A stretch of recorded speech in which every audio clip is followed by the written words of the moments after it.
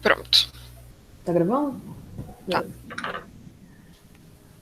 A gente começa então? Ok. Oi a todos e todas.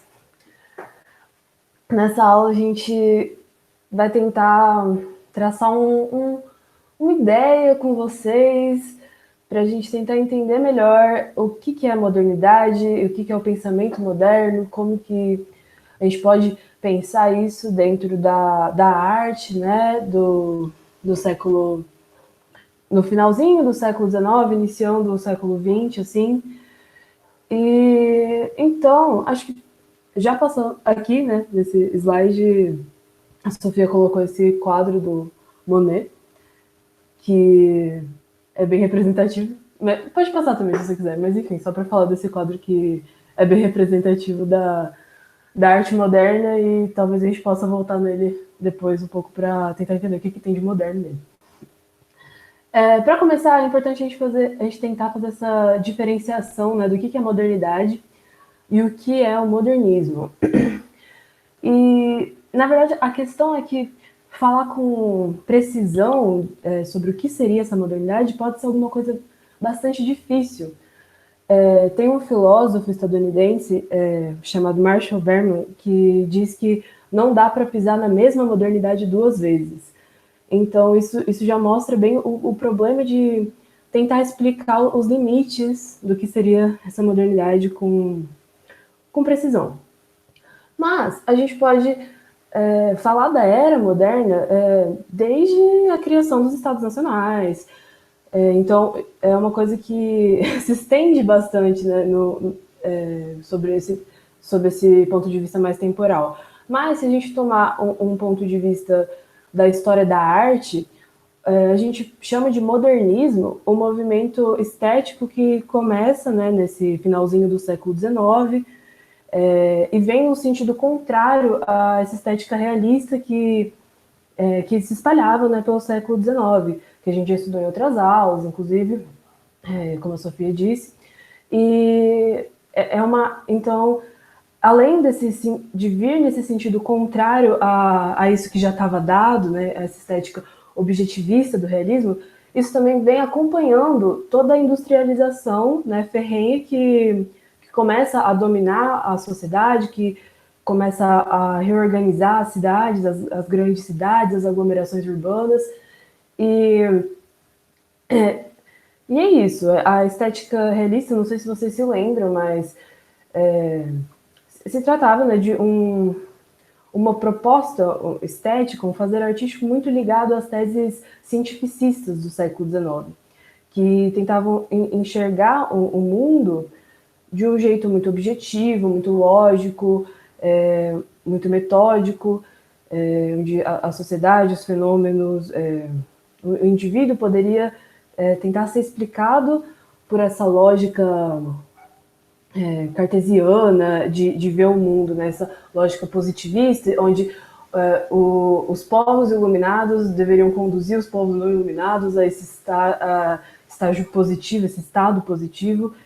Enfim, alguns pensadores que passam a surgir no meio dessa modernidade, eles conseguem mudar um pouco as perspectivas diante do mundo. As perspectivas começam a se alterar e se multiplicar diante dessa industrialização que vai surgindo, diante dos fenômenos das aglomerações urbanas.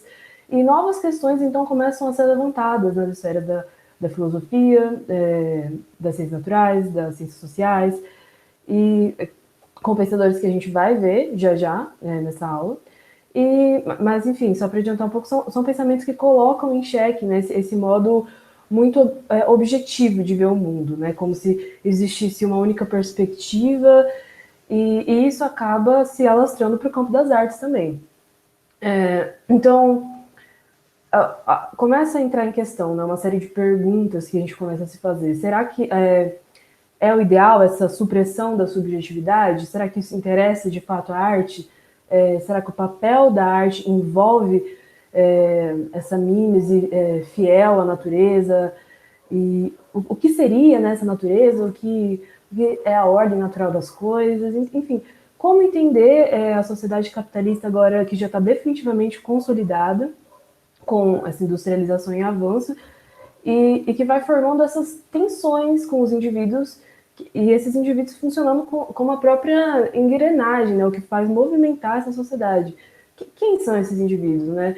Será que tem espaço para eles enquanto pessoas, enquanto trabalhadores, enquanto seres que são realmente dotados de uma complexidade psicológica que às vezes vai deixando a desejar numa estética objetivista como a do realismo.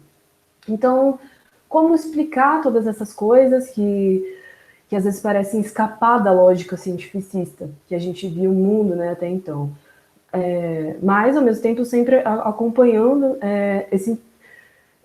essa industrialização, né, todas essas mudanças que tornam a vida uma experiência muito, muito cheia de informações, muito cheia de velocidade, cheia de inovações, e com entusiasmo, com certo entusiasmo por esse progresso, mas um entusiasmo que às vezes fica confuso no meio de tudo isso, que a gente vai entender um pouco mais tarde.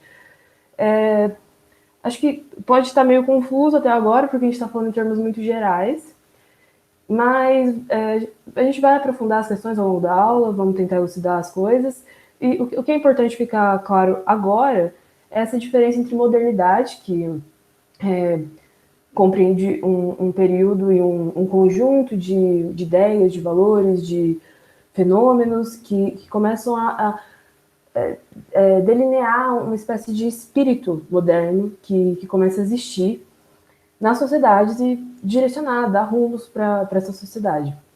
E o modernismo, que seria justamente a apropriação desse espírito por parte das artes em gerais, das artes plásticas, da literatura, da arquitetura.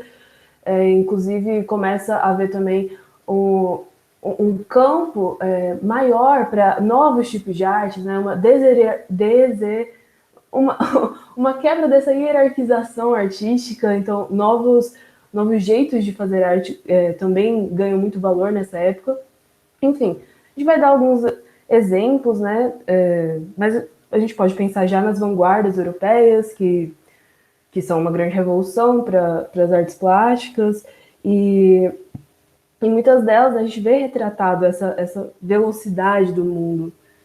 Isso, exatamente, o dadaísmo, com certeza. E o dadaísmo é uma das mais loucas, né? Que parece que subverte absolutamente tudo, né? Porque elas propõem a ser justamente o nada. Então, o que é isso, sabe? É uma loucura sem fim. Mas, enfim, são formas de expressão que, de alguma certa forma, bagunçam, né, as perspectivas que a gente tem. É interessante ter essa palavra em mente, porque se antes a perspectiva era essa unívoca, objetiva, que não dava espaço para outras perspectivas, agora esse espaço existe. Agora, essa ruptura em relação a essa fidelidade à realidade permite um espaço muito mais abrangente em relação às diferentes perspectivas. Aqui existe espaço para pontos de vista que fogem a essa lógica, para uma pessoalidade maior mesmo. Então, quer dizer, para um sujeito inserido com uma complexidade maior e mais confusa também, né? E as tensões que ele vive com a sociedade, com ele mesmo, e com exatamente o que ele às vezes não consegue explicar, né? Com que foge essas explicações, coisas que estão talvez no seu inconsciente, que é uma palavra também revolucionária para esse período. Enfim, pode passar para o próximo slide, eu acho. Podem mandar dúvidas se tiverem, mas fiquem calmos, que essas coisas vão se elucidar. A gente aqui listou alguns aspectos da modernidade, que a gente vai trabalhar sequencialmente nessa aula específica, mas vamos comentar um pouquinho rapidinho sobre essa primeira que a gente colocou aqui, o indivíduo subjetivo, heranças românticas. Como a gente já viu recentemente a poesia romântica, acho que vai fazer sentido, vai ficar claro para vocês quando a gente fala de uma herança que o modernismo tem em relação a essa pessoalidade, né, a subjetividade, que no realismo ficou muito suprimida mesmo. Então, o modernismo ele tá farto, né, dessa objetividade realista, dessas tentativas de mímesis da natureza. Não faz mais sentido falar de um mundo onde o eu não é levado em conta com a devida complexidade, onde essas perspectivas múltiplas não aparecem. Então, é preciso a gente pensar nesse indivíduo, né? Dar de novo um ânimo para ele. E ânimo aqui no sentido de alma mesmo, né? Explorar essa alma controversa, essa alma complexa, o indivíduo enquanto uma entidade psicológica mesmo, que está o tempo todo exposto a muitos estímulos, né? Dessas aglomerações, dessa vida absolutamente veloz em que ele está inserido, com essa sociedade que vai se industrializando. E enfim, dessa loucura que vira a cidade, né?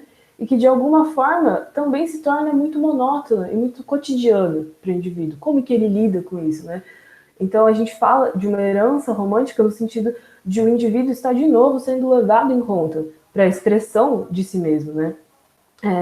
Não se trata de uma pura repetição do romantismo, não é mais do mesmo, assim, mas ela dá um impulso inicial para a gente pensar sobre essa subjetividade, né? O sujeito e a crise desse sujeito diante de um mundo que parece muito novo, muito maluco, às vezes incoerente, que seria esse mundo do progresso que está se organizando nesse período.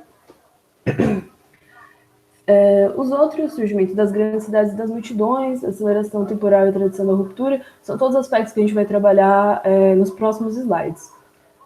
Enfim, pode passar, eu acho. Eu só vou responder aqui rapidinho, que veio uma pergunta. Pode fazer. Se o parnasianismo tem a ver com isso, né? Uhum. Bom, de certa forma, né, o que a Dada está tentando mostrar é que essa modernidade, esse espírito moderno, de certa forma, ele rompe com várias tradições, várias coisas. E o parnasianismo, ele é uma poética da tradição, voltada para a tradição, voltada para uma ideia de imitação e às vezes emulação, que é uma coisa que a gente viu muito lá mais lá para trás, no século XVII, por exemplo, quando a gente falava sobre o Gregório de Matos, aquela ideia de copiar alguns preceitos, algumas tópicas tradicionais, de falar do amor da forma tal, usar o verso fixo, na forma fixa tal. Nesse sentido tem a ver, mas a gente ainda não entrou tão especificamente na poesia. O que a gente está tentando mostrar é esse sentido de ruptura, né? Na sociedade em si, como a sociedade está operando com isso. Quando a gente for falar de poesia, aí isso vai ficar talvez um pouco mais claro. Mas tem a ver com essa ideia de. Porque ao mesmo. A gente chama isso mais de arte acadêmica, na verdade, né? Isso que a Dada está chamando de realismo, né? Essa estética realista, que ela faz um pouco mais sentido nas artes plásticas, esse conceito, né?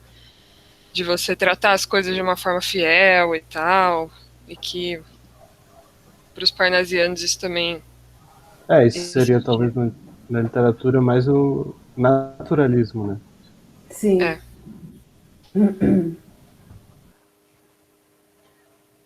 Bom, pode passar, eu acho. Agora eu vi. Sou eu.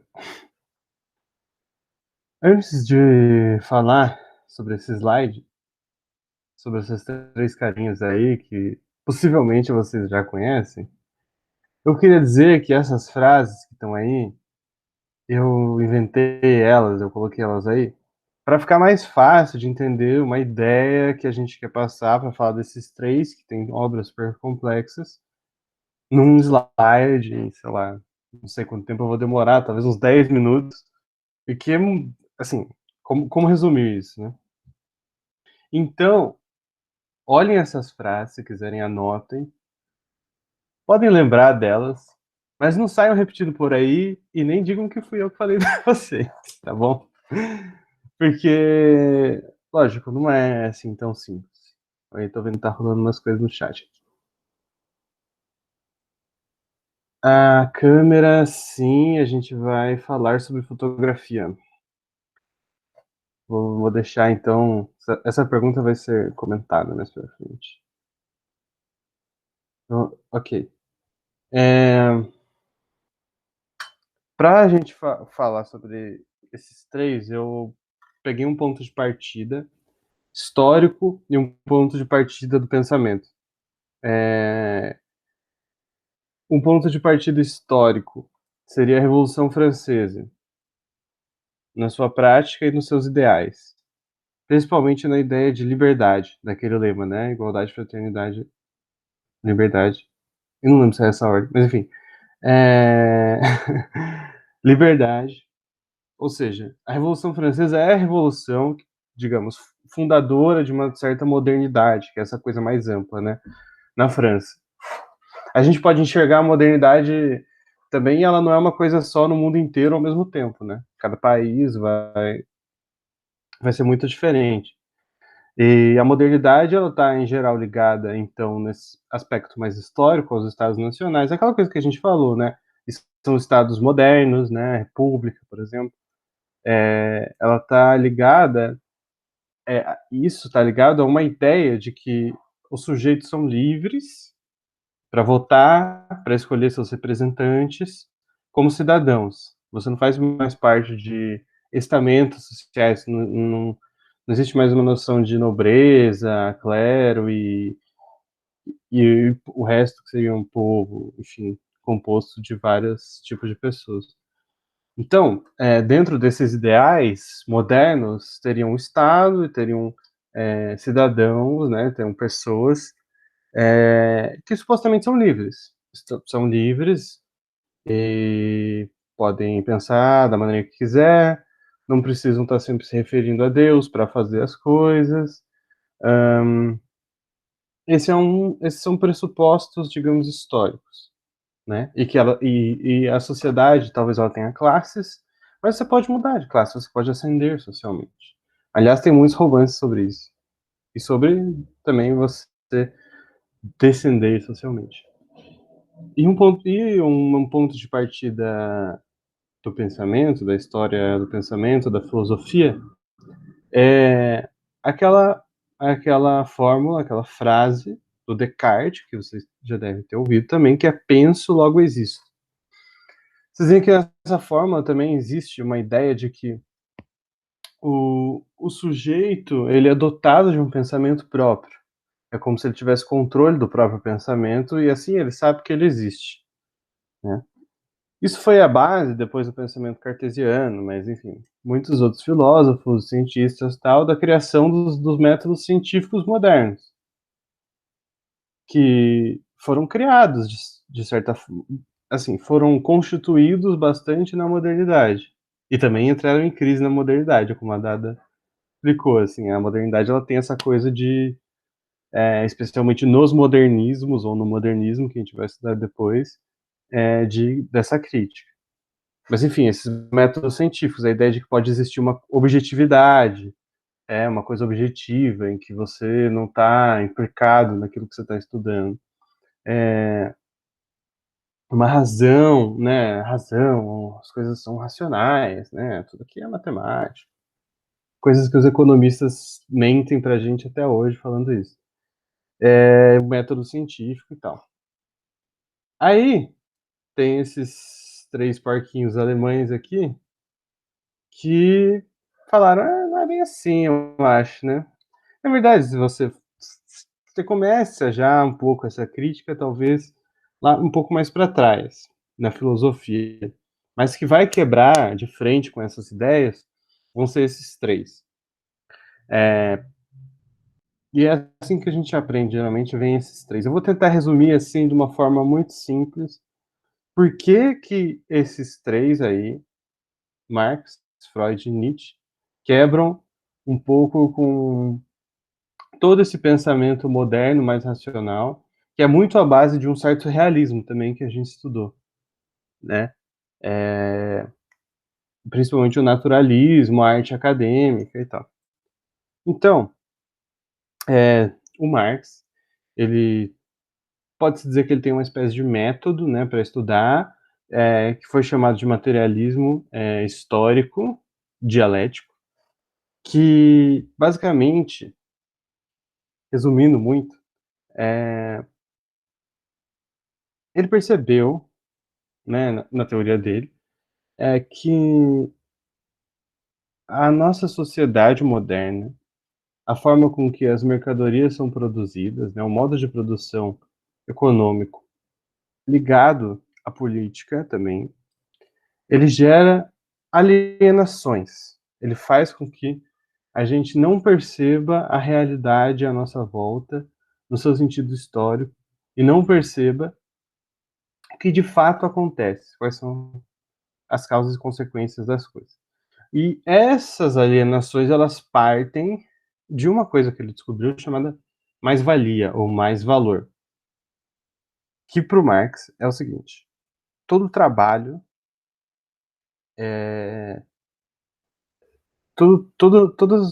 quando as pessoas trabalham, de um lado tem patrões, do outro lado, ou burgueses e trabalhadores, né?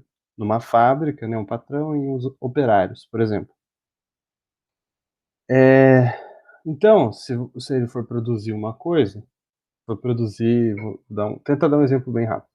Se for produzir uma colher, todo o custo implicado na produção de uma colher, ele vai ser colocado depois no preço dela, que o patrão vai ganhar com lucro no mercado, que o patrão vai ganhar no mercado. Quando pagam, ele vai ganhar. Seja ele vendendo diretamente para pessoas que vão usar a colher, ou seja ele vendendo para lugares que vão revender a colher. Não importa isso. O que importa aqui. Com calor. Botei a touca porque estava com frio. O que importa aqui é o seguinte: Marx descobriu que as trocas econômicas elas são sempre equivalentes, elas tendem à equivalência. Então, se um certo valor é colocado na produção da colher, esse certo valor vai ser o que vai regular o valor de mercado da colher ou de qualquer coisa, não precisa ser nem material. Só que, se assim fosse, e assim muita gente achava que era na época, não teria como existir lucro, porque o patrão gastou X para pagar os empregados, para, sei lá, comprar um maquinário e para ter um galpão, e vendeu a colher por X. Foi o mesmo que ele gastou. Então, qual é o sentido de produzir? Não tem lucro. Aí o Marx, ele cria essa ideia, né? Descobre que existe mais valor, ou mais-valia, que é esse trabalho não pago. São horas de trabalho dos trabalhadores que não são pagas aos trabalhadores e geram lucro ao patrão. Vem daí o lucro. E isso é, digamos, uma coisa que ela é escondida. Pela própria configuração da nossa sociedade, a gente não consegue perceber isso. E aí ele vai ligando isso a várias outras esferas sociais. E aí tem várias alienações.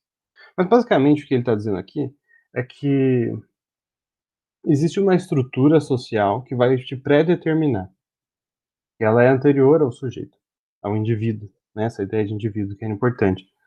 Então, dependendo da classe social que você faz parte, se você é um trabalhador, se você não é um proprietário, a única coisa que você vai ter para vender é a sua própria força de trabalho. Isso também é um conceito que ele usa, sua força de trabalho. Essa que vai gerar valor e essa que não é paga totalmente para você. O patrão, ele tem coisas para vender, tem mercadorias, como ele tem dinheiro, ele tem tesouro, ele faz isso ser capital, quando ele faz o dinheiro se movimentar para gerar coisas e vender. E aí isso é o capitalismo, o valor que vai se movimentando e vai criando as mercadorias. E isso, uma estrutura social, é anterior, ela precede o indivíduo. Então, ele precede também o pensamento, por isso tem as alienações. Então, o nosso pensamento, ele está ligado com o nosso tempo, lugar e posição, digamos assim, de classe até, históricas. Então, não é penso, logo existo. Você não tem liberdade para fazer o que quiser, para pensar da forma que quiser. Você pode achar que tem, mas não necessariamente você vai ter. Então, de certa forma, ele já quebra primeiro com essa ideia de liberdade no sentido histórico-social e principalmente econômico também. Então, a gente pode resumir, contrapondo ao Descartes, em existo, primeiro, eu existo materialmente, né, o método materialista, logo penso. Mas essas coisas acontecem meio que ao mesmo tempo para o Marx. Mas vamos pensar em existo, logo penso, que que ajuda a gente a entender que ele está quebrando com essa ideia de liberdade, que era um pressuposto do liberalismo também, que faz parte de uma ideologia política, né? E, bom, resumão. Agora eu vou pro Freud. Quer dizer, alguém tem alguma dúvida? Deu para entender o que eu quis dizer? Ele quebra com uma ideia, assim. Eu só tentei resumir algumas ideias do Marx, mas para chegar nessa conclusão, né? Se ficou claro, eu vou para o Freud. Nessa pose com um charuto. Bom, continuar então. Freud, ele escreveu sua obra um pouco depois do Marx. O Marx ele já vem, na verdade, no final dos anos 1830 e pouco, ele já começa a produzir. Ele vai escrevendo sua obra ali mais pelo meio do século XIX. Até os anos 1850 e pouco ele está escrevendo. E 60 acho que também. O Freud, nessa época que o Marx está parando de escrever, ele está começando a produzir, se eu não me engano. Tentando resumir também a ideia do Freud. E aí a frase é complicada, que sou pensado, logo existo. Como assim, sou pensado? Alguém me pensa? O que o Freud vai dizer? Bom, acho que vocês criaram essa ideia aí, seus modernos, de que a gente era livre, de que a gente tinha uma identidade só, né? E que o tempo passa de forma linear na nossa vida. E então a gente, assim, vai acumulando coisas e é sempre, entre aspas, o mesmo e tal. E a gente tem controle sobre o nosso pensamento. E ele vai dizer, não, tem não. Então o Marx já quebrou a ideia de que você teria um controle histórico, social sobre si mesmo. E aí Freud vai falar que você não tem controle nem sobre a sua própria consciência. Por quê? Existe em nós uma parte de nós que pensa sem a gente saber que pensa. Ou melhor, existe um lado inconsciente na nossa mente. Essa palavra é importante, inconsciente. Depois ele vai até criar uma teoria que vão ser 3 partes, né? Não só 2. Mas é como se fosse uma parte a consciente, que é o ego, que seria isso que a gente pensa, as coisas que passam pela nossa cabeça durante o dia, a gente pensando racionalmente e tal. Existe o que ele vai chamar de superego, que é um certo controle que a nossa própria mente faz do nosso inconsciente, para ele não tomar conta do nosso consciente, e que vai segurar nossas pulsões mais reprimidas, enfim. E o id. Essas 3 palavras significam eu em alguma língua. Mas enfim. Aí são 3 eus, ou 2. Então, quer dizer, nem o nosso próprio pensamento a gente controla. Então, por exemplo, tentar dar um exemplo simples. O inconsciente, como é que ele sabe que o inconsciente existe? Ele dizia que existem algumas formas de você ter acesso ao inconsciente. Por exemplo, quando você tá falando, né? E sem querer você fala uma palavra que não faz sentido, assim. Ou faz até, mas é uma palavra diferente, assim. Aí ele vai chamar isso de ato falho. Quando você troca, todo mundo já fez isso. Trocou uma palavra assim, tá, não é nada. O Freud vai dizer, não é nada? Isso é uma manifestação consciente. E aí ele tem todo um processo para tentar analisar a ideia de ele criar psicanálise, né?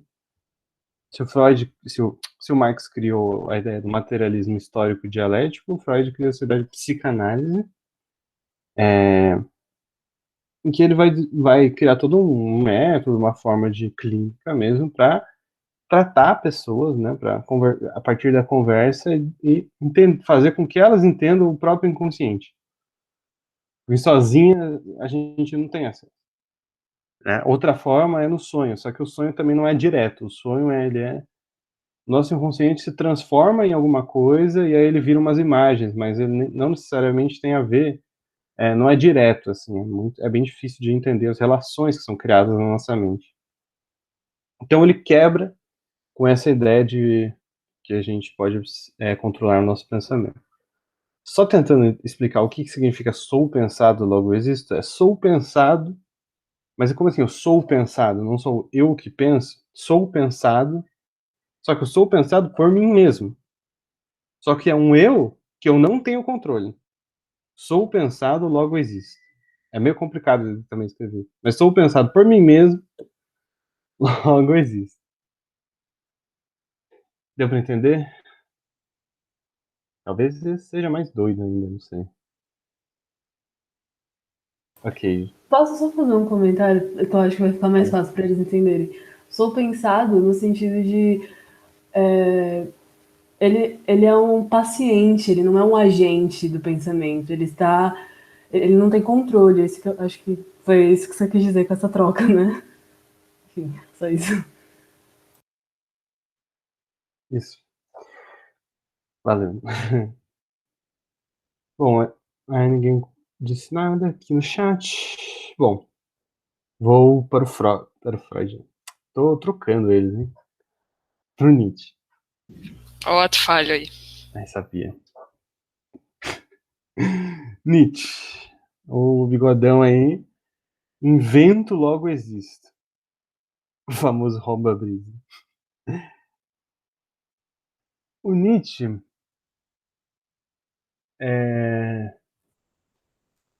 ele tem várias críticas assim a várias coisas. Basicamente ele vai falar não, nada assim, ele não vai falar não, você não tem controle sobre si mesmo, a sociedade vai falar assim, ó, nada, não controla nada. Se você tiver achar que controla alguma coisa, você tá viajando na maionese. Tem um texto dele famoso que chama Sobre a Verdade e a Mentira no Sentido Extramoral.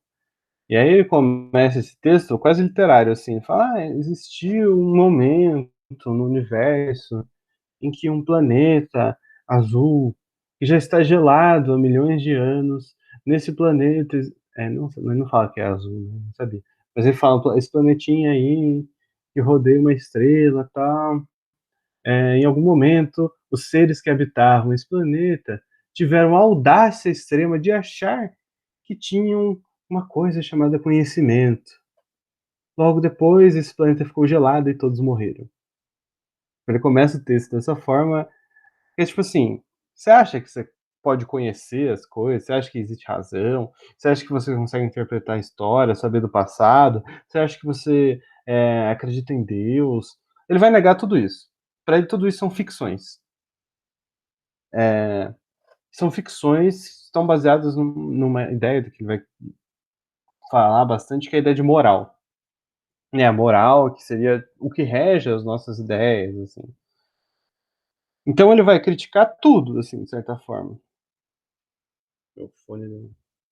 Ele vai criticar tudo. A objetividade, ele vai criticar o método científico, a razão que, de certa forma, o Marx e o Freud não chegam a uma crítica tão profunda à razão. O Nietzsche, assim, ele vai para o lado irracional. E aí, como tudo é invenção, como tudo é ficção, ele vai privilegiar a arte. Vai dizer assim, o mais interessante é a arte, porque é a invenção de si mesmo. Já que tudo é ficção, eu posso inventar a mim mesmo, viver do jeito que eu quiser, fazer o que eu quiser, pensar o que eu quiser sobre o que eu faço e criar ficções, só que conscientemente. Tenho consciência de que são ficções. Enfim. E aí eu tentei resumir em invento, que é invento a mim mesmo. E a sociedade também se inventa a si, logo existe. Enfim, o Nietzsche, sinceramente, é o que eu tenho menos domínio também. Na verdade, eu não tenho domínio sobre a obra, de fato, de nenhum deles, porque são três pensadores muito complexos, com uma obra grande, e também, mesmo que eu tivesse, não ia dar para apresentar tão rápido, mas eu tentei fazer o que eu podia aqui, e enfim, espero que vocês tenham entendido. Se, enfim, se não deu para entender, digam aí, por favor, façam perguntas, mas era isso que eu tinha para dizer.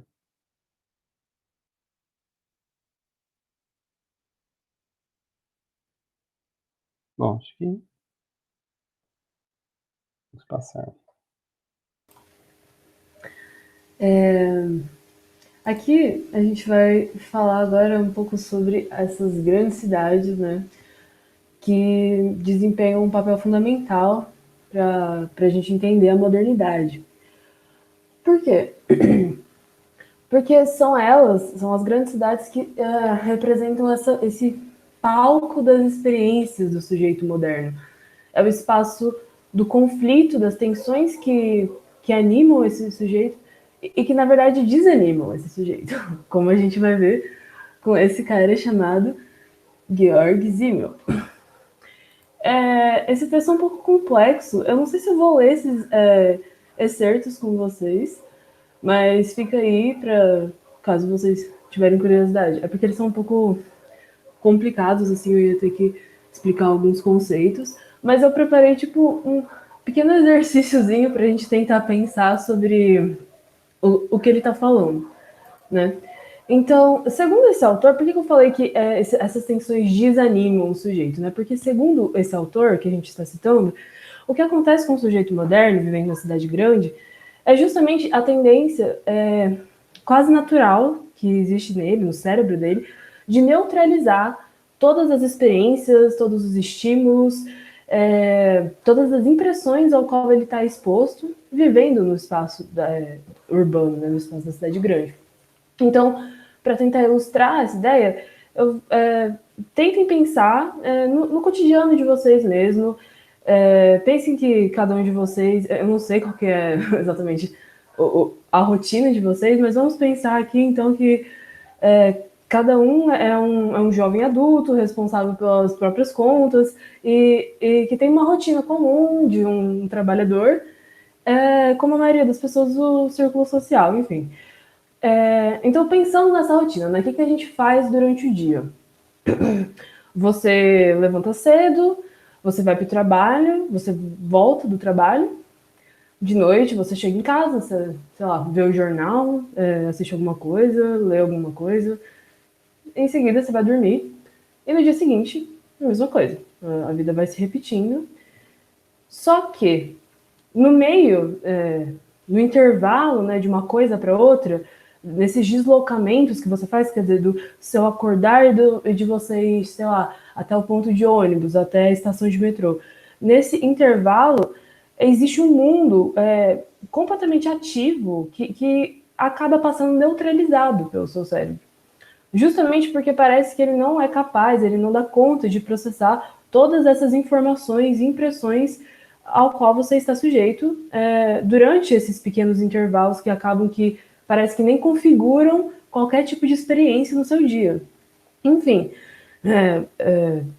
existe uma multidão de pessoas, um mundo de estabelecimentos, nesse pequeno deslocamento, por exemplo, de você sair da sua casa e chegar até a estação de metrô. Você não está chegando nem até o trabalho. Então, só de você ir até essa estação suposta que a gente está imaginando aqui, já existe esse mundo de informações que, ao invés de causarem em você grandes impressões, sentimentos, pensamentos, espanto, alegria, enfim, emoções, de alguma forma isso é neutralizado, isso passa despercebido para que você consiga chegar tranquilamente no seu trabalho, fazer o que você tem que fazer, quer dizer, cumprir a sua função nessa sociedade e regressar à sua casa depois de noite para fazer o mesmo amanhã. Então, é como se todas essas pessoas que, de alguma forma, estão cumprindo essa rotina também, essas pessoas que estão passando por você, elas só passam, elas não passam de rostos que na verdade nem chegam a se fixar na sua mente. Então é como se todos esses acontecimentos eles nem conseguissem chegar a formular uma experiência na sua vida. Não sei se está ficando claro, quis fazer um exemplo para a gente pensar na nossa rotina mesmo, que eu acho que isso pode ser bem parecido ainda. E isso acontece não só porque você não tem tempo para parar e experienciar tudo isso, enfim, mas justamente porque a lógica em que a sociedade moderna se opera é no sentido de desmanchar até o seu interesse por essas possíveis experiências, né, por essas possíveis trocas. Então, em vez de você se identificar com esse rosto, de você estar aberto a conversar com essa pessoa, o que, segundo o Zimmel, aconteceria de uma forma mais frequente, mais natural, assim, por exemplo, na província, né, no campo, numa lógica não urbana, em vez disso, o que há entre você e esse outro que passa por você não é nada mais do que uma indiferença, uma estranheza. E para o Zimmel, na verdade, é mais do que uma indiferença. Às vezes pode ser uma espécie de aversão ao outro. É como se o pressuposto das relações humanas se tornasse uma relação antipática, uma relação de um antagonismo que fica nas entrelinhas dessas relações, que a qualquer modo, que a qualquer momento pode então passar dessa indiferença para um antagonismo, para uma relação mesmo de talvez inimizade, né? Essa indiferença, essa neutralização de todas essas impressões que a gente está recebendo durante o dia é o que configura, né, para o Zimmel, o que ele chama de o caráter blasé da sociedade, do indivíduo moderno. E então, para romper com essa espécie de cotidiano maquinal, né, essa transformação do indivíduo numa espécie de máquina, assim, que só cumpre e tal, e não mantém, não retém as impressões, não sente e tal. Se a gente é por isso, né, para romper com isso, que existe esse resgate da pessoalidade que a gente estava comentando antes, né, do sujeito, para que ele seja tem uma tentativa de tentar fazer com que ele seja mais do que só um rosto nesse instante, né, para que ele ganhe algum significado, para que ele de alguma forma não caia nessa neutralização que é o habitual, que é o modo como se opera, né, como se dá o mundo das grandes cidades. E, enfim, é a cidade, é o que acontece nela, o que tem de mais cotidiano nela mesmo, que vai ser justamente também um dos grandes objetos da arte moderna, né? A gente pensando já no quadro do Monet, inclusive, que a Sofia colocou, pode até colocar. Tipo, eu sei que tem essa modernidade de pensamento moderno em cima, mas dá pra ver, assim, que é o retrato de uma cidade e, ao mesmo tempo, os traços são...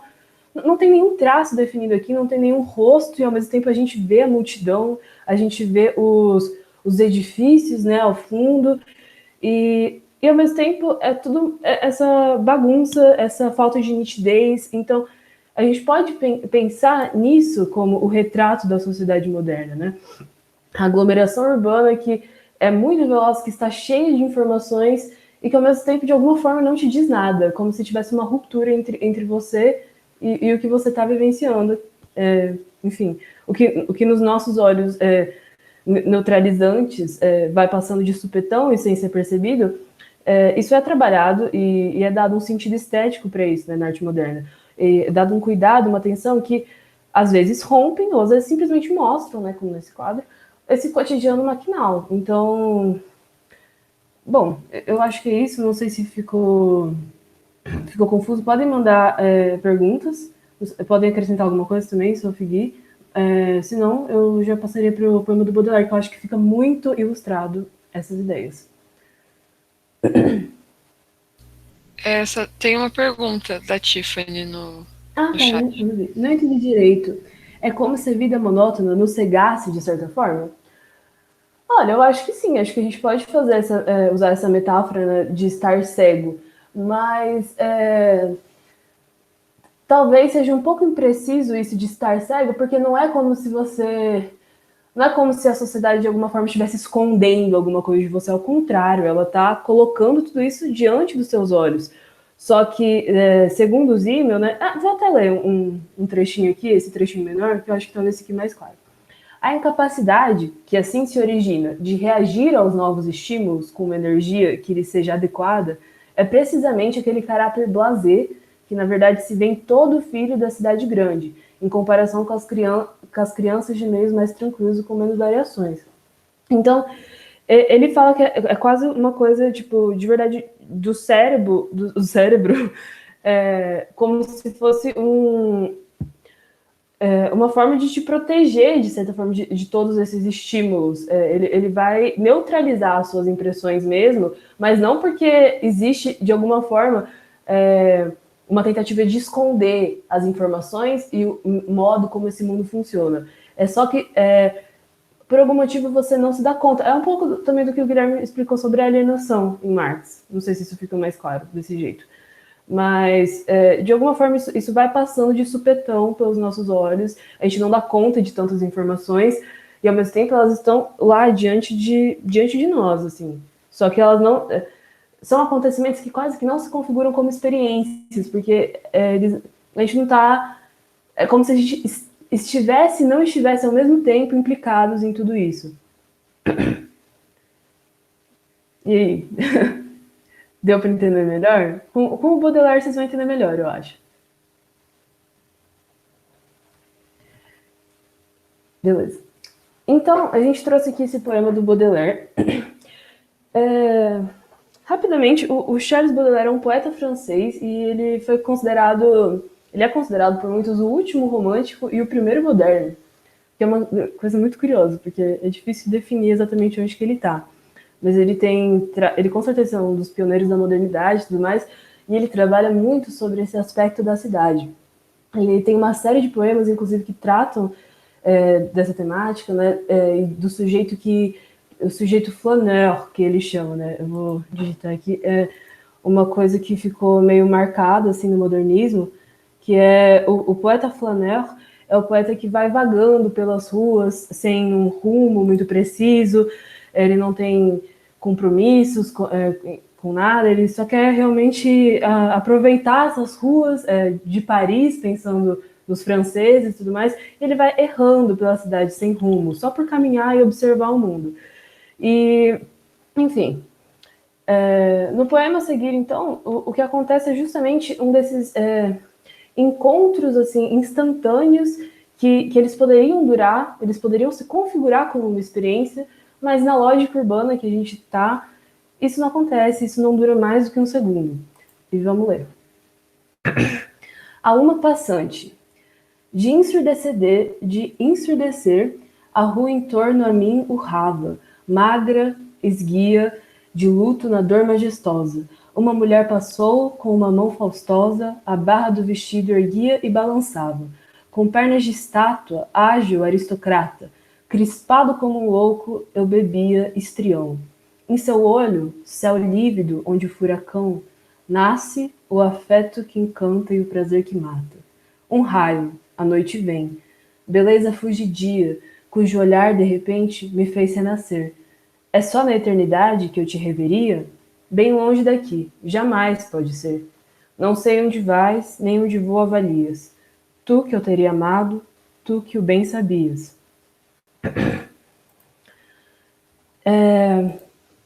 Só respondendo essa pergunta. O Flaneur seria alguém que tenta subverter essas ideias que você falou antes? De certa forma, sim. E isso fica claro também pensando nesse... Eu gosto muito dessa palavra para precisar. O que é um Flaneur? É uma pessoa que erra pelas ruas. Esse errar vem num sentido de caminhar sem rumo, mas também num sentido errado, né? Tipo assim, por que errado? Porque, de alguma forma, isso vai contra essa ordem, né? Contra essa ordem maquinal de que a gente estava falando antes. Então, de uma certa forma, sim, se você está errando pelas ruas, você não tem um caminho, você não está indo para o seu trabalho, você não tem nenhum compromisso, você está ali aproveitando. Como no seu lírico, né? Que aqui tá crispado como um louco, bêbado, histrião. Histrião, essa palavra vem do teatro e significa basicamente cômico e ridículo, assim. Então, o que está acontecendo nesse poema? Estamos diante de um bêbado, né? Um homem que está vivendo a boemia dessa cidade grande, de Paris, e de repente ele vê essa mulher magnífica passando por ele e ele sente um raio, né? Nesse olhar ele consegue enxergar um furacão que faz nascer esse afeto que encanta e o prazer que mata. Então percebam todas essas emoções que de repente fazem parte do poema, né? Eu acho que é quase como, pensando ainda no romantismo, é quase como se fosse um sublime romântico, só que aqui colocado numa coisa completamente cotidiana, assim. Isso é bem moderno.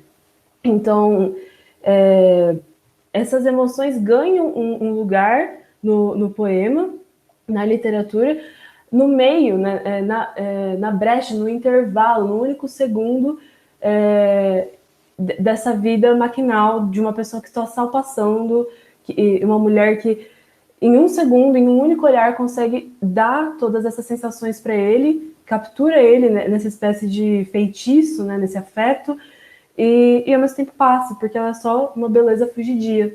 E não existe um lugar para a concretização de um encontro. Isso é um encontro ao mesmo tempo que é um desencontro já, imediatamente. Porque não existe um espaço nessa lógica para que eles consigam, para dar vazão a todos esses sentimentos. Por isso que ele se pergunta, é só na eternidade que eu te reveria? Bem longe daqui. Jamais pode ser. Pode ser aqui no sentido de talvez.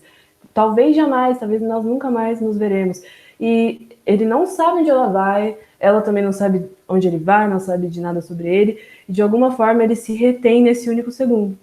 Mas que no último verso tem esse desfecho meio melancólico, né, nessa impossibilidade mesmo do encontro. Porque tu que eu teria amado, tu que o bem sabias. Então, quer dizer, só existe a possibilidade, né? Só existe a promessa do que poderia ter sido, mas nunca do que é, nunca do que será, porque isso não está pressuposto na lógica da sociedade moderna, né? Das grandes cidades.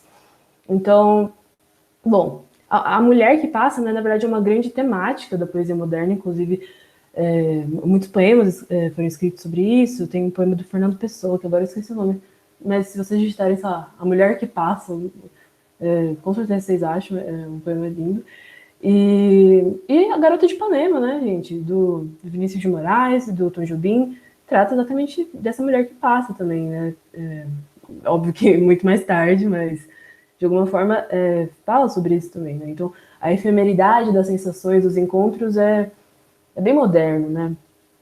Enfim, o Zimmel, eu grifei até uma passagem dele que ele fala: para salvar o que há de mais pessoal, é preciso convocar o que há de extremo, e é preciso exagerar as emoções, para que se possa tornar audível, inclusive para si mesmo. Então, quer dizer, precisa existir essa expressão, até esse exagero, para que o próprio sujeito que está expressando isso consiga se dar conta do que ele está sentindo, consiga desneutralizar, né, o que está passando por ele tão rápido e despercebido. Tudo bem, gente? Fui muito rápido? Eu me empolguei com esse poema, desculpa. Tá ótimo. Eu só ia dar um exemplo que, Uhum. tipo, eu acho que agora para vocês deve estar ficando muito mais. É muito complexo tudo isso que a gente está falando, são conceitos muito complexos e tal, mas são coisas com que a gente se identifica muito mais, porque é uma época muito mais próxima da gente que a gente consegue se enxergar, né? Esse poema que a Dada leu é um tipo de coisa que a gente vive diariamente. Essa sensação que o Zimmel está falando é uma coisa que a gente vive diariamente. O exemplo que a Dada deu é exatamente isso, né? A gente vive esse excesso o tempo todo. Acho que até agora, com o coronavírus, a gente se sente assim, às vezes, né? A gente vê tantos morreram, tantos morreram, tantos morreram, tantos morreram. E aquilo, tipo, é uma coisa acumulativa, é uma coisa muito gritante e que parece que chega num ponto em que a gente só não consegue mais assimilar essas coisas e as sensações não vêm, né? Ou no caso do poema, aquela sensação, né? Nos tempos em que a gente pegava metrô, pegava trem, você via uma pessoa, né? Tem sempre essa historinha, né? De tipo, vi uma pessoa, me apaixonei no metrô, na próxima estação ela saiu e nunca mais foi vista, né? Esse tipo de coisa. Enfim, é interessante como a gente se identifica muito mais com essas coisas. Só esse comentário.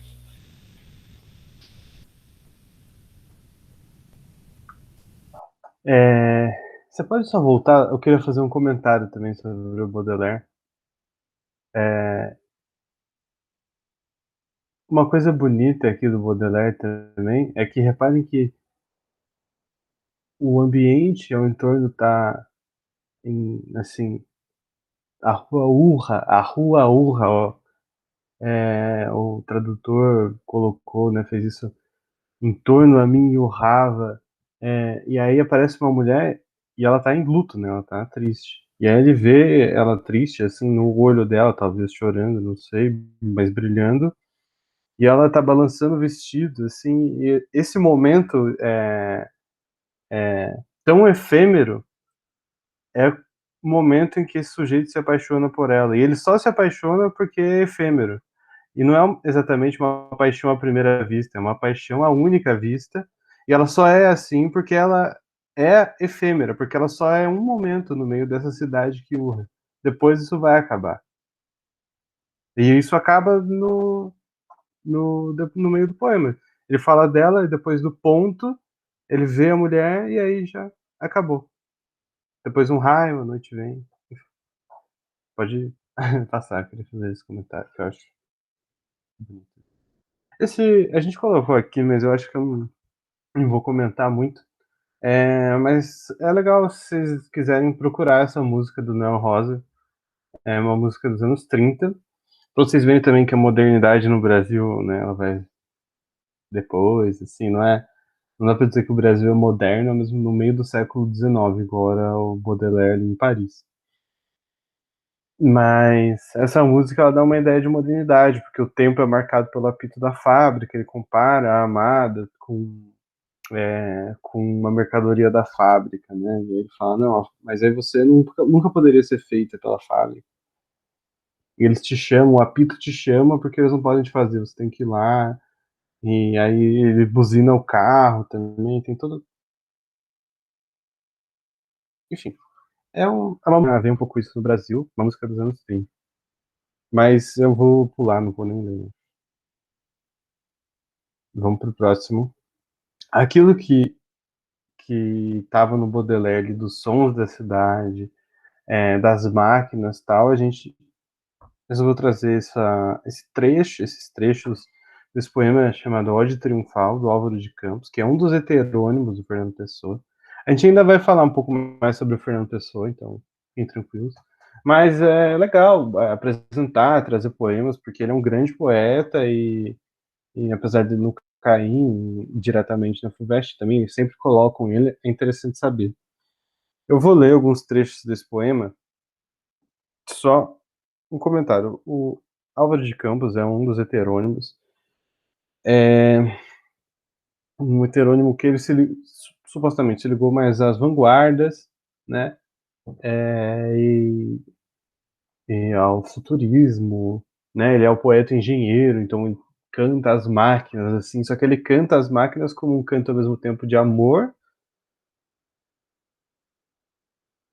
e ao mesmo tempo um canto de louvor, coisa assim, um monumento, como se fosse uma coisa divina.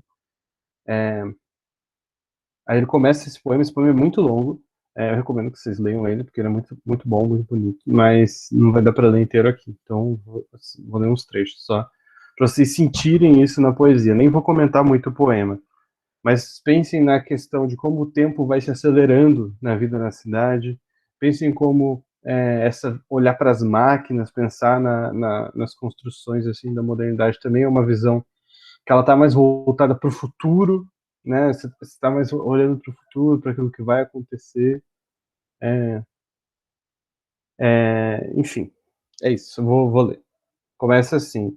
A dolorosa luz das grandes lâmpadas elétricas da fábrica tenho febre e escrevo. Escrevo rangendo os dentes, fera para a beleza disso. Para a beleza disto, totalmente desconhecida dos antigos. Ou seja, ele já não quer falar das tópicas tradicionais. Ele não quer se referir aos antigos como os modelos do que era poesia bela tal, e tem no parnasianismo, né, a gente comentou. Não, ó, os antigos não conhecem essa beleza, essa é uma beleza nova, que eu vou falar aqui. E é um poema também que o sujeito se coloca na fábrica, uma luz dolorosa, ele tem febre e vai escrevendo. E aí é quase um delírio, assim. Ó fábricas, ó laboratórios, ó music halls, ó Luna Parks, ó couraçados, ó pontes, ó docas flutuantes. Na minha mente turbulenta e encandecida, possuo-vos como uma mulher bela. Completamente vos possuo como uma mulher bela que não se ama, que se encontra casualmente e se acha interessantíssima. E agora ele também colocou essa questão da mulher. Ao mesmo tempo, isso aqui, aí depois tem mais uma, aparece de novo também essa relação amorosa, assim, erótica entre o sujeito e as máquinas e a cidade, né, os ambientes, mas aqui com não só, aqui ele fala de várias coisas, né, fábricas, laboratórios, enfim, toda a cidade. Aqui no próximo é assim: eu podia morrer triturado por um motor, com o sentimento de deliciosa entrega de uma mulher possuída. Agora ele está dizendo que ele vai ter o sentimento de uma mulher sendo triturado por um motor, né? Quase uma coisa romântica. Só que com um motor. Atire-me para dentro das fornalhas, metam-me debaixo dos comboios, espanque-me a bordo de navios, masoquismo através de maquinismos, sadismos de não sei que moderno e eu e barulho. E aí ele põe onomatopeias para ter essa sensação dentro do poema que eu vou ler aqui, é sempre meio estranho, mas enfim. Eia, Yuha, por mim tudo e tudo, máquinas a trabalhar. Eia, galgar com tudo por cima de tudo. Hupla, hupla, hupla, ho, hupla, rela, erro, ho. Zzz. Ah, não ser eu toda a gente e toda parte. Enfim, é uma profusão aqui de coisas, né?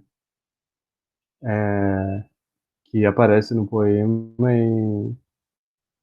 e de máquinas, de sons, de seres até, né? Porque não está aqui as pessoas, não aparecem nesses trechos, mas nesse final, né? Ele quer se fundir à cidade ao mesmo tempo como possuindo,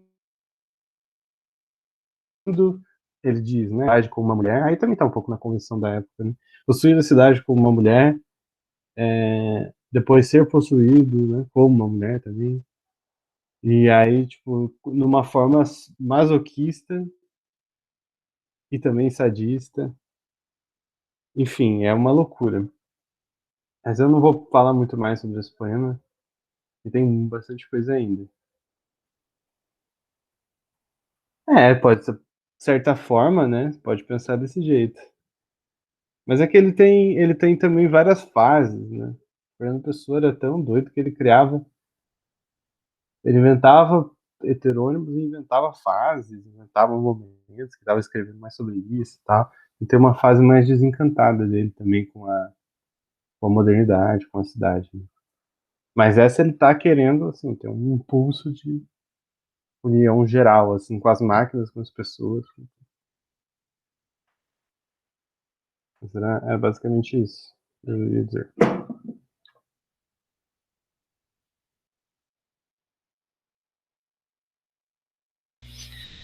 Agora sou eu.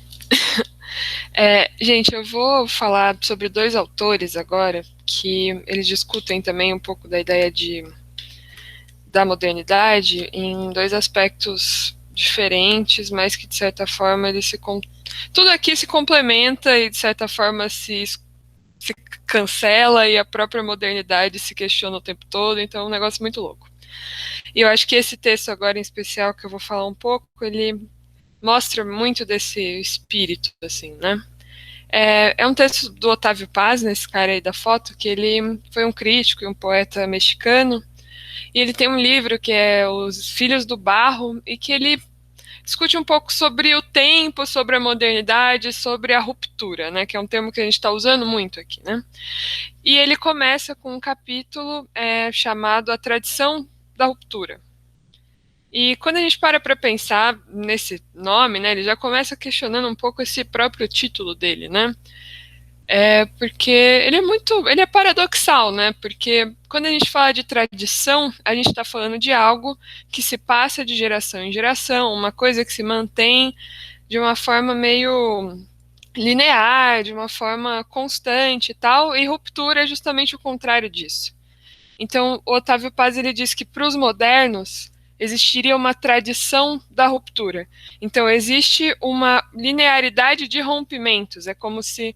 Percebam como as coisas são paradoxais e elas são mesmo, né? Então, é como se existisse uma tradição, na verdade, heterogênea, uma tradição formada por cruzamentos, por rupturas ao longo do tempo, e que isso só poderia existir para o Otávio Paz porque os modernos eles conseguem se entender no tempo deles e perceber que existe essa tradição. Eu só conseguiria, então, romper com uma coisa porque eu percebo que existe uma tradição. É bastante complicado, mas é isso que ele tenta mostrar para a gente. Então, para os modernos, existiria somente o antes, que é aquilo que eu preciso romper, e o agora. E o agora, ele é sempre muito munido... Ixi, ele é sempre muito munido com uma vontade de viver o futuro, uma esperança pelo futuro, que é um futuro que pretende ser diferente, mas é um futuro que nunca se alcança, mas que ele é utópico, né? Ele nunca vai se alcançar, mas o único jeito para os modernos de chegar nesse futuro melhor seria por uma mudança perpétua das coisas. Então isso seria a tradição da ruptura para ele. Para ele a modernidade, né? Ou então o modernismo, que é essa arte que fala sobre essa modernidade, né, ele tem essa frase aqui que eu coloquei, a arte é a poesia do nosso tempo, né, vive de modernidade e morre por ela. Então, é uma ideia de que eu sempre preciso romper com as coisas, até com o que acabou de ver, e a gente vive muito essa sensação, né, essa sensação do nosso tempo de que tudo é velho e sempre precisa do novo, e é um novo que é sempre munido pela surpresa ou pelo choque, né? Ele fala muito disso. Então é diferente do que os antigos faziam, né? Os antigos, vamos pensar lá de novo no Gregório de Matos, é uma repetição do ontem. Eu estou fazendo um poema que de certa forma é novo, mas ele está repetindo coisas do ontem. Eu tenho é um pensamento do tipo, a minha avó vivia com certos costumes, e a bisavó da minha avó talvez vivesse com costumes muito parecidos com o dela. Mas eu não, eu sou uma pessoa que está rompendo com essa tradição. Mas a partir do momento que eu rompo com essa tradição, essa linha do tempo ela não é mais tão larga, ela não é mais tão esticada, e ela fica comprimida e a ruptura acontece o tempo inteiro, entendem? É como se o tempo histórico mudasse, não existe mais uma noção de ciclo e eu só preciso romper o tempo todo com as coisas, mas eu acabo caindo nesse paradoxo, né? Que aí ele chama de autodestruição criadora. Eu tenho que me destruir, eu tenho que me questionar o tempo todo para conseguir criar de novo, né? Então é como se esse fosse o impulso do moderno. Ele sempre fica se desfazendo para se criar de novo. E eu lembrei muito do que a Dada falou no começo da aula, né? De que a gente não pode pisar na modernidade duas vezes. Isso é impossível. Eu sempre tenho que ficar me rompendo o tempo todo e questionando, né? É sempre um questionamento de si, dos outros e do passado. É uma coisa muito louca, né? Então a gente tem mais ou menos essa experiência do tempo, né? E é uma experiência que ela não só rompe, como ela reproduz no sentido industrial da coisa, né? A gente vive uma sociedade... Agora a gente vai voltar para aquela coisa que a Maria falou no começo da aula, sobre essa ideia de fotografia, né? De que, de certa forma, ela rompe com a arte acadêmica, com a arte pictórica, representativa, enfim, o nome que vocês quiserem dar, realista, enfim, de tratar as coisas de uma forma fiel, né? E uma das pessoas que primeiro pensa essa ideia, né, é o Walter Benjamin, no texto dele, A Obra de Arte na Era de Sua Reprodutibilidade Técnica, um ensaio exemplar do Walter Benjamin, e que o Benjamin ele fala basicamente o seguinte, né, existe uma ideia da arte, assim, né, da arte clássica, assim, uma tradição da arte, que é a aura. O que é a aura?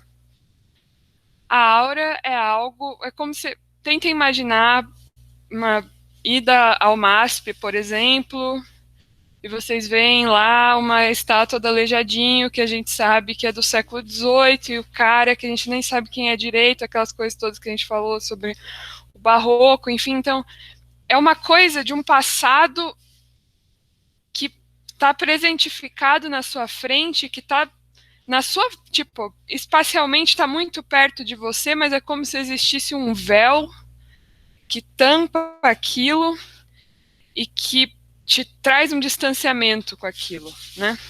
E, de certa forma, é um ritual, é um valor de culto que você tem por aquela experiência de estar ao lado daquele objeto cheio de aura, entendem? A aura é como se fosse esse valor que a gente atribui a uma obra de arte que vem de outro lugar, vem de outra experiência, ela tem um valor posto nela e que faz com que a gente tenha uma certa reverência por aquilo, né? E para o Walter Benjamin, então, com a reprodutibilidade, então, com a fotografia, com a litogravura, enfim, tipo, várias coisas que ao longo do tempo vão tirando a aura dos objetos, a gente teria um novo jeito de experienciar a obra de arte, né?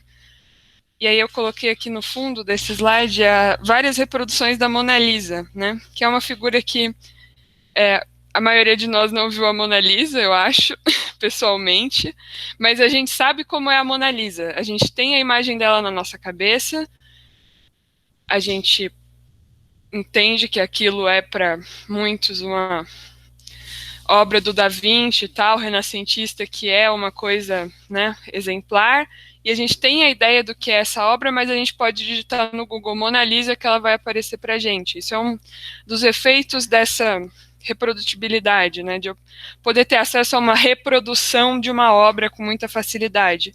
Isso faz com que essa obra, de certa forma, perca a sua aura, né? E aí vocês já devem ter, inclusive, visto imagens do Louvre, né, onde fica a Mona Lisa original, e que tem uma multidão de pessoas na frente da Mona Lisa com o celular, e às vezes você não consegue chegar nem a 5 metros da Mona Lisa, e às vezes você só consegue enxergar a Mona Lisa pelas telas dos celulares das outras pessoas, e ela fica comprimida, né? E o Benjamin, ele fala que existe isso, né, nessa nossa geração, por conta da reprodutibilidade, de que a gente tem uma necessidade de trazer para próximo de nós as coisas. O que no princípio da aura não faz nenhum sentido, porque a aura, ela tem esse véu que impede a gente de ter a gente nunca vai conseguir chegar ao próximo bastante, e é isso que tem de mágico na obra de arte, né? Você chega ao máximo que você pode de perto daquilo, mas você não vai ter a experiência, né? E a gente parece que quer tomar a experiência pra gente das coisas, né? E aí fica muito difícil, né? Quando a gente vê várias reproduções da Mona Lisa, e às vezes nem saber mais exatamente como é a Mona Lisa de verdade, as coisas perdem a autenticidade, né? As coisas todo esse o Benjamin fala, né, elas se subtraem à reprodutibilidade. As coisas, elas se tornam para a gente uma fotografia, né? Tem uma poeta, que é a Sofia de Mello Breiner Andressen, uma poeta portuguesa, que ela tem uma proposta, né, de uma poética do olhar, em que a gente deveria se demorar a olhar as coisas, né? Que a modernidade faz com que a gente não queira parar para observar as coisas no distanciamento que as coisas são dadas para a gente quer sempre ter essas coisas, né? Então tem um pouco essa discussão. E a fotografia, de certa forma, ela acabaria com essa ideia de aura. A aura não tem mais como existir no mundo com a fotografia, e que, já que as pessoas elas têm essa necessidade de ter as coisas para perto de si, essa aura só vai diminuindo, né? É uma coisa que a gente viu bastante na exposição da Tarsila do Amaral, por exemplo, né? As pessoas todas, elas viram, as pessoas cresceram com as imagens da Tarsila nos livros didáticos, né? Conheciam a obra dela, graças às reproduções. Só que a nossa era, né? É óbvio que é lindo a gente ter a experiência de reconhecer um quadro que a gente viu na escola, isso é tudo muito louco, né? Mas é estranho pensar que o jeito das pessoas se reconhecerem naquilo é pegando aquilo para elas e tirando uma foto e levando para casa, algo assim, né? Então, um pouco essa discussão que eu queria entrar com vocês. Não sei se ficou claro essa ideia do que seria a aura. O Benjamin, ele tem definições diferentes de aura em textos dele, assim, então isso às vezes fica um pouco confuso, mas nesse ensaio é assim que ele define a aura, como um tecido fino que faz com que a gente não se aproxime do aqui e do agora da obra de arte, né? E isso tem muito a ver com essa aceleração temporal, como se, né, existisse uma ruptura pela reprodutibilidade dessa experiência, né? Não sei se ficou claro, se vocês querem falar alguma coisa, como vocês sentem isso. Senão a gente passa para caminhando para uma finalização da aula, né, na verdade. Se Guilherme e Dada quiserem falar alguma coisa também, não sei.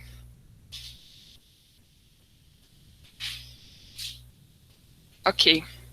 Ah, eu esqueci de falar, eu coloquei várias reproduções que eu peguei no Google, né, da Mona Lisa, que no fundo tem até uma que, sei lá, não parece nada com a Mona Lisa. Tem até uns mitos de que que a Mona Lisa de verdade não está sendo exposta, que na verdade ela fica escondida num cofre. Existem várias histórias. Não interessa muito isso, né? Mas aí a gente tem o Benjamin, ele fala que a pessoa que, de certa forma, mais leva as pessoas, não, o movimento, né, a vanguarda que levaria isso mais além, né, essa ideia da reprodutibilidade, seria o dadaísmo, né? Porque isso se tornaria, é como se a reprodutibilidade se tornasse o próprio motor dessa arte, né? Então é você pegar um objeto industrial como um mictório, colocar num museu, né? Um objeto que é reprodutível por si só. Ou você pegar uma reprodução da Mona Lisa e colocar um bigode nela, né, para fazer uma modificação em algo que teria uma aura e mostrando que na verdade não tem aura nenhuma, né? Enfim. Você ia falar, Guilherme? Eu vi que você abriu o microfone mesmo. Eu ia fazer uma piada. Agora eu vou fazer, né? Mas é que perdi o momento. Você falou, não. Não sei, tem uma teoria de que não é a Mona Lisa de verdade que tá no museu, né? Que é uma reprodução e ela tá num copo. Aí eu ia dizer, o Paul McCartney também. Mas era só uma piada aleatória de que o Paul McCartney morreu, foi substituído. E a Avril Lavigne também. É. É isso aí, pode crer.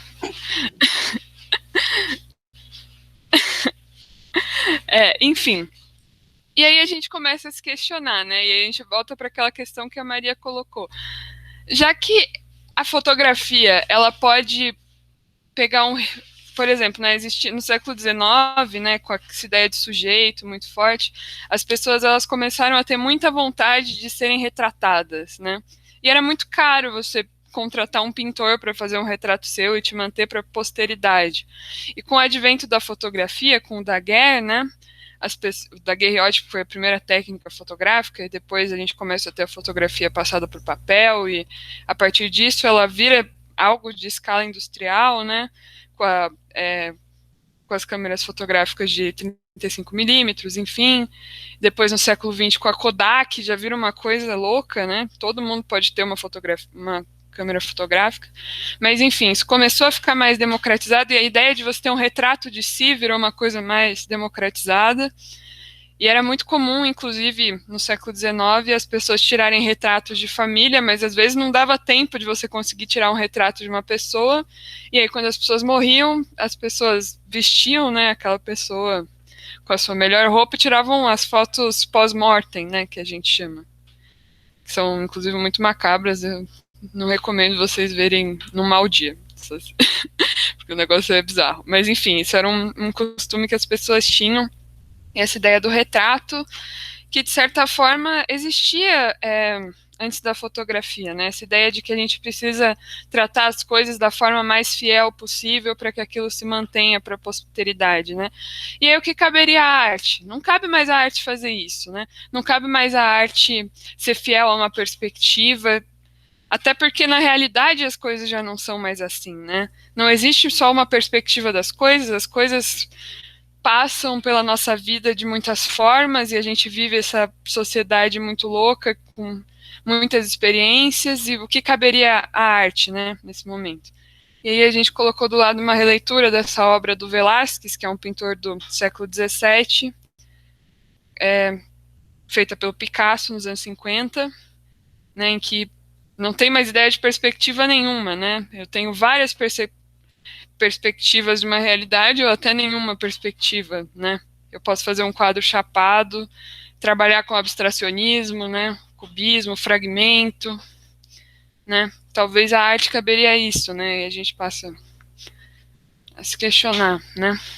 O que caberia a arte. E, bom, a fotografia, então, esse advento da fotografia viria como algo, a princípio, que retrataria o real, né? E depois, com o advento do cinema, também, algo que teria esse propósito de capturar um momento da realidade, né? Ser um retrato da realidade. E a arte, talvez, uma impressão da realidade. Mas aí, quando a gente passa a se perguntar, né? Será que uma fotografia ou um filme, de fato, são um retrato fiel da realidade? Pensem vocês, quando vocês vão tirar uma selfie, por exemplo. A gente sabe qual é o nosso melhor ângulo, a gente sabe como esconder umas partes da gente, mostrar as que interessam.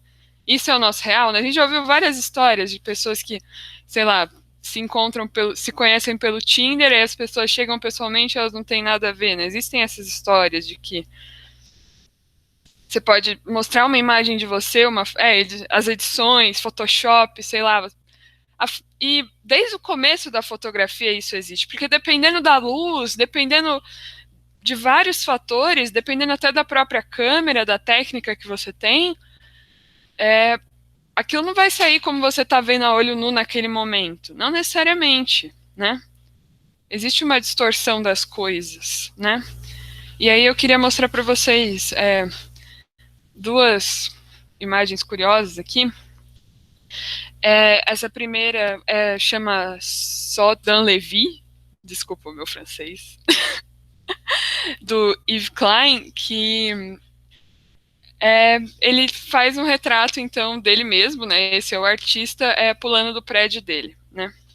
Então ele capturou o que a gente chama na fotografia de um momento decisivo, né?